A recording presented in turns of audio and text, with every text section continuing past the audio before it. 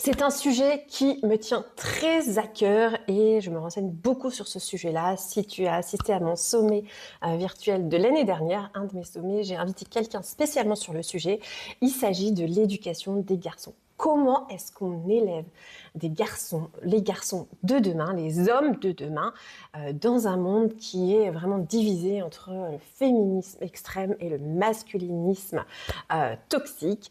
Et j'ai envie de t'en parler aujourd'hui parce que le week-end dernier, enfin il y a quelques semaines, j'ai regardé un super documentaire sur Public Sénat qui s'appelle Élevons, éduquons nos fils. Et tu pourras aller le voir si tu veux. Mais du coup, ça m'a amené à beaucoup de réflexions. Si tu as lu ma newsletter sur ce sujet-là et si tu es abonné à ma newsletter, tu as pu déjà voir que j'ai déjà un petit peu parlé de ce sujet-là, mais j'avais envie d'aller un peu plus en profondeur sur ce sujet dans une vidéo spéciale dédicacée sur YouTube. Bref, ce documentaire parle d'un principe, d'un postulat de départ qui dit qu'en fait, on trouve beaucoup plus de violence chez les garçons. Donc, il donne des chiffres, c'est absolument extraordinaire. Et en fait, la majorité des violences physiques et sexuelles sont commises par des hommes. Et du coup, forcément, ça pose la question de, en fait, comment on éduque nos garçons parce que, je ne sais pas toi, mais moi, c'est hors de question que j'ai un enfant qui soit violeur, un garçon qui soit violeur ou un garçon qui soit violent avec les femmes ou avec d'autres hommes. On n'est pas que dans la violence faite aux femmes. Et en fait, souvent, quand on parle de ce sujet, de la violence, ou comment élever les garçons de demain, les hommes de demain, soit on va avoir tendance à culpabiliser les garçons, soit on va un peu minimiser le problème. Mais pour moi, la vraie question, c'est comment est-ce qu'on élève les garçons aujourd'hui pour qu'ils deviennent les hommes de demain. Quels hommes on est en train de former au travers de notre éducation. Et je pense, et tu l'as entendu dans mes contenus, je pense que l'éducation est une arme incroyable, c'est même pas une arme parce que du coup il y a même la notion de violence dans l'arme, mais c'est vraiment un outil incroyable pour faire changer les mentalités et changer la société. Et du coup de poser aussi des choses conscientes sur des choses qui sont inconscientes. Et du coup, si tu m'écoutes aussi, tu sais que je pense que les parents ont vraiment une énorme influence sur l'éducation et que si on ne prend pas notre part de parentalité, d'instruction de nos enfants, eh bien la société va s'en charger, eh bien l'école va s'en charger, eh bien TikTok va s'en charger, les copains vont s'en charger. Et aujourd'hui, on est du coup parti pour parler de ce sujet-là, si ça t'intéresse de travailler ce sujet-là et de prendre ta place et ta responsabilité de maman impactante pour parler de ces sujets pas si évidents avec nos enfants.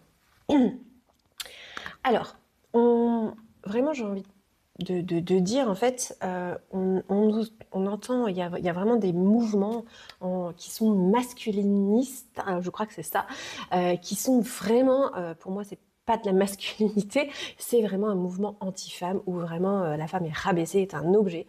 Et il y a énormément, il y a de plus en plus de contenus qui ne sont même pas supprimés sur les réseaux sociaux et qui sont même pas contrôlés. Donc ça peut vraiment faire peur et nos enfants peuvent facilement tomber sur ce genre de contenu. Et c'est important qu'ils écoutent une autre voix. Et du coup, ça peut créer vraiment de la confusion. Voilà. Le problème de départ, c'est que je dirais la virilité, la caricature de l'homme que la société propose, elle est déviante. C'est comme si, en fait, on apprenait aux enfants aux garçons que pour être un homme, il fallait dominer, gagner, ne pas pleurer, être dur, ne pas montrer de faiblesse et ne pas dépendre des autres. Et en fait, de là, vraiment, c'est quelque chose qui peut mettre en colère parce que comme on est tous vulnérables, comme on est tous faibles quelque part, eh bien en fait cette incapacité à accepter son authenticité, sa vulnérabilité et la faiblesse qui est inhérente à l'être humain, en fait ça peut créer beaucoup de violence à l'intérieur de nos enfants, notamment en fait si on ne leur permet pas de vivre ces émotions. Mais on va en parler. J'ai envie de te parler aussi des 3 grandes blessures éducatives des garçons. D'abord, il y a beaucoup de garçons qui ont appris très tôt la honte des émotions. Parce qu'en fait, un garçon qui pleure, c'est un bébé ou une fille, ou il est fragile, ou il est sensible. Et en fait, les émotions deviennent une honte. Deuxième, il y a la pression du groupe masculin. Les garçons se surveillent entre eux, c'est très intéressant ce qui est dit dans ce reportage, donc ils ont fait intervenir quasiment que des hommes et c'était très intéressant. Et en fait, il y a cette pression du groupe de briller et ça, c'est quelque chose qui engendre aussi de la violence. Et enfin, il y a la confusion des termes et des mots. Comme on apprend aux garçons, il y a une confusion entre force et domination, c'est-à-dire qu'on apprend aux garçons que la force, c'est de gagner, d'écraser, d'imposer, alors qu'en réalité, la force, c'est se protéger, protéger, contrôler sa colère et réparer. Et ça, ce sont des grandes forces. On en vient au cœur de cette vidéo où ce que j'avais envie de te parler, c'est maintenant les clés concrètes, les clés, ce que j'ai sur mon cœur, ce qu'on devrait apprendre aux garçons. Si on veut changer les choses, qu'est-ce qu'on transmet? Pour moi, c'est important en un de redéfinir la force. Un garçon puissant, c'est pas celui qui domine, c'est celui qui se maîtrise.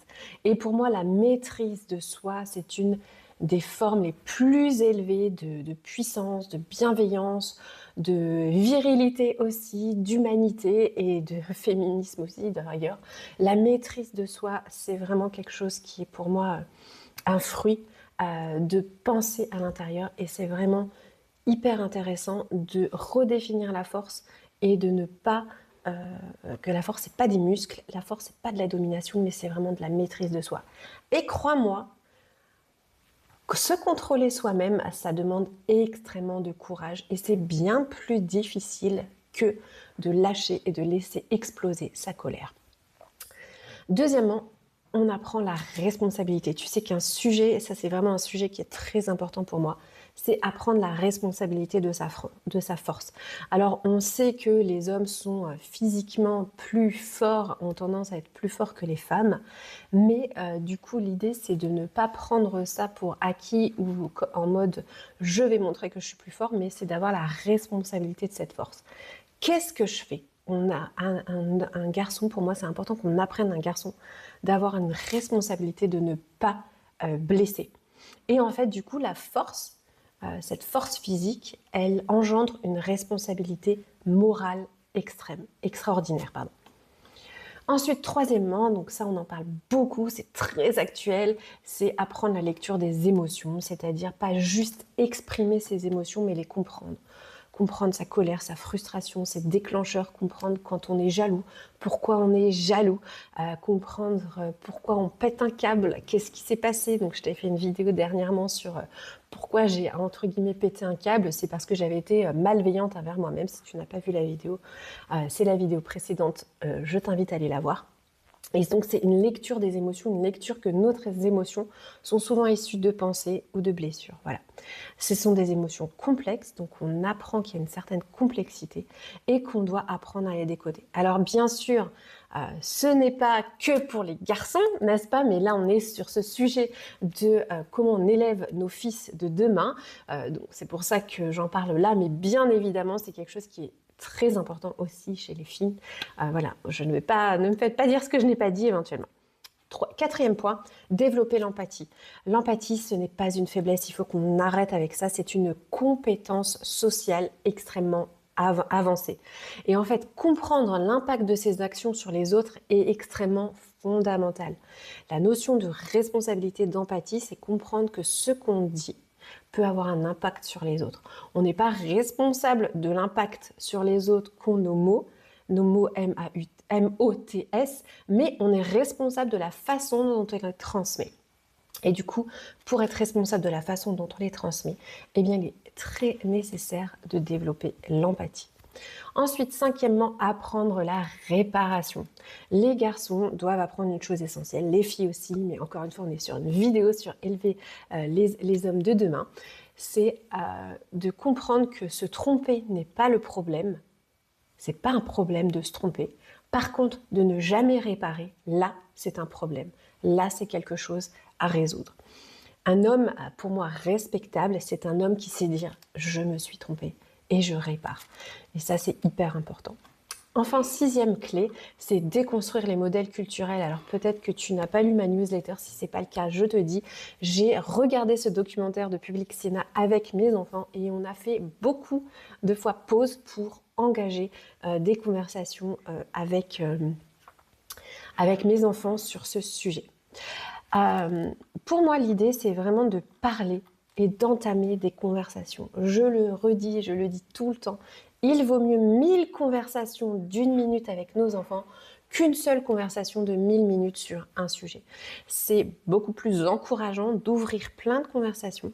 Et quand je parle d'ouvrir des conversations, c'est-à-dire c'est de ne pas chercher à atteindre un résultat, mais de vraiment comprendre qu'on ouvre ces conversations, c'est-à-dire qu'on ouvre des chantiers, on entame des réflexions et on aide nos enfants à réfléchir sur ces sujets-là sans avoir forcément une idée en tête. L'idée, c'est vraiment de développer leur construction, leurs idées et de poser des questions quand il y a des choses qui sont un petit peu qu'on ne comprend pas. Voilà. Et ça, pour moi, c'est vraiment hyper important. J'avais envie de te laisser avec quelques clés, alors que je les retrouve dans mes notes, excuse-moi. C'est des clés que je vais partager en newsletter, d'ailleurs si tu n'es pas abonné à ma newsletter, je t'invite à t'inscrire dans le lien. L'idée, c'est d'ouvrir des conversations. Et quand on ouvre des conversations, c'est qu'on pose des questions. On n'y va pas en mode je vais t'expliquer comment ça se passe, on va exercer nos enfants à réfléchir par eux-mêmes. Et du coup, par exemple, je te prends une situation en exemple de ce que je tirais de ma newsletter, donc il n'y a pas tout, c'est par exemple avec les 11-13 ans, il y a une bagarre dans un film qu'on est en train de regarder. Et bien l'idée, c'est très intéressant de discuter là-dessus en disant tiens, pourquoi certains garçons veulent prouver qu'ils sont forts devant les autres, d'après toi? Voilà, première question, on ouvre des sujets, d'accord, on ne donne pas forcément la réponse. Est-ce que le groupe peut pousser quelqu'un à faire des choses qu'il ne veut pas? Voilà, autre question pour amener à la réflexion. Autre question, c'est quoi la différence entre le respect et la peur? Et enfin, est-ce que pour toi un leader, il domine ou il protège? Donc ça, c'est une question plus fermée, donc déjà un peu plus indicative de l'issue.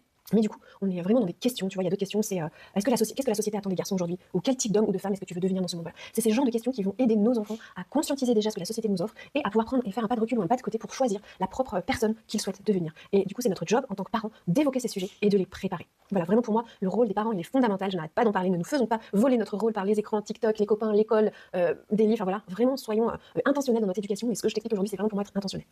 Donc du coup, pour moi, la clé la plus simple, c'est d'ouvrir des conversations, de poser des questions. Comme j'ai déjà dit, mieux vaut 1000 conversations d'1 minute qu'une conversation de 1000 minutes parce que l'idée, c'est de ne pas venir décourager nos enfants, mais de les amener à réfléchir et à être lucides sur eux-mêmes, lucides sur leurs émotions, lucides sur la société. Maintenant, je voudrais quand même parler de quelque chose. Donc du coup, j'avais envie de faire une petite parenthèse de fin. Peut-être que ton garçon, il voit des contenus qui sont masculinisme. Alors le masculinisme, c'est un mouvement qui affirme que les hommes seraient devenus les victimes de la société, que les femmes auraient trop de pouvoir et que le féminisme serait responsable des problèmes masculins. Et du coup, il y a vraiment des discours et des vidéos très violentes sur ce sujet-là où vraiment, enfin voilà, on considère les femmes comme presque des animaux. Et c'est des discours qui ont de plus en plus de place sur les réseaux sociaux, comme je l'ai dit au début.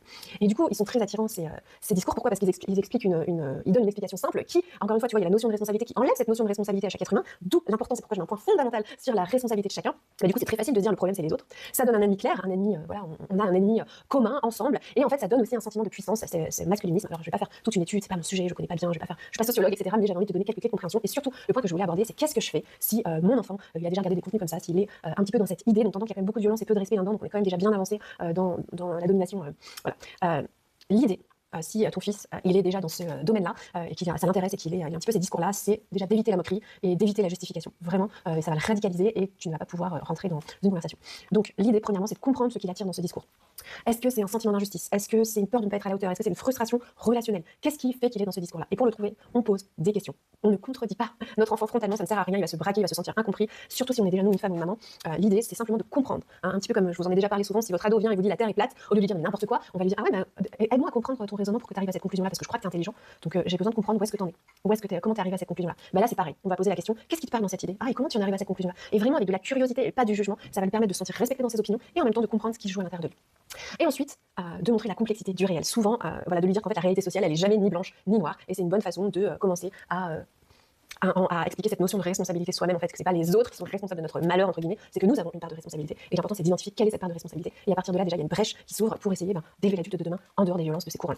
Et enfin, on peut aussi lui montrer des autres modèles masculins. Par exemple, peut-être quelqu'un qui l'admire, qui est très masculinisme, et puis tu lui dis, c'est quoi les valeurs que tu admires? Qu'est-ce que tu admires chez lui? Et du coup, lui poser toujours dans la curiosité, du coup, lui poser la question, est-ce qu'il y a d'autres hommes qui sont pas de ce mouvement-là, qui t'inspirent aussi et qui ont ces mêmes valeurs? Et du coup, on ouvre à quelque chose d'autre. Voilà. Et l'idée, c'est aussi après, s'il est un petit peu plus ouvert, eh bien, de montrer carrément des autres exemples masculins, des autres modèles masculins qui sont respectés, qui sont forts, qui sont protecteurs, qui sont intelligents émotionnellement.